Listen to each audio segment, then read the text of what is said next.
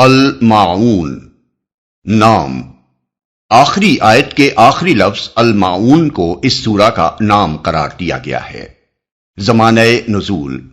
ابن مردوے نے ابن عباس اور ابن الزبیر رضی اللہ عنہما کا قول نقل کیا ہے کہ یہ سورہ مکی ہے، اور یہی قول عطا اور جابر کا بھی ہے، لیکن ابو حیان نے البحر المحیط میں ابن عباس اور قتادہ اور ضحاک کا یہ قول نقل کیا ہے کہ یہ مدینے میں نازل ہوئی ہے۔ ہمارے نزدیک خود اس سورہ کے اندر ایک داخلی شہادت ایسی موجود ہے جو اس کے مدنی ہونے پر دلالت کرتی ہے، اور وہ یہ ہے کہ اس میں ان نماز پڑھنے والوں کو تباہی کی وعید سنائی گئی ہے جو اپنی نمازوں سے غفلت برتتے اور دکھاوے کے لیے نماز پڑھتے ہیں۔ منافقین کی یہ قسم مدینے ہی میں پائی جاتی تھی، کیونکہ وہیں اسلام اور اہل اسلام کو یہ قوت حاصل ہوئی تھی کہ بہت سے لوگوں کو مصلحتاً ایمان لانا پڑا تھا، اور وہ مجبوراً مسجد میں آتے تھے، جماعت میں شریک ہوتے تھے اور دکھاوے کی نمازیں پڑھتے تھے تاکہ انہیں مسلمانوں میں شمار کیا جائے۔ اس کے برعکس مکے میں ایسے حالات سرے سے موجود ہی نہ تھے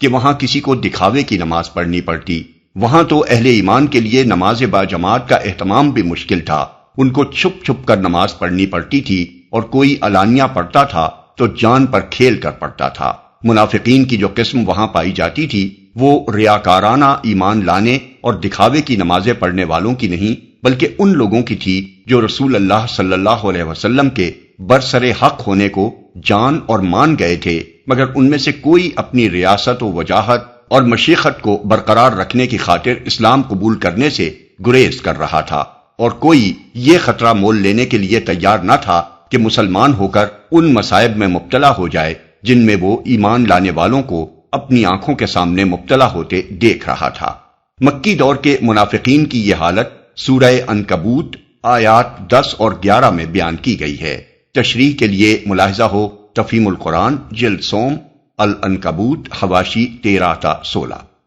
موضوع اور مضمون: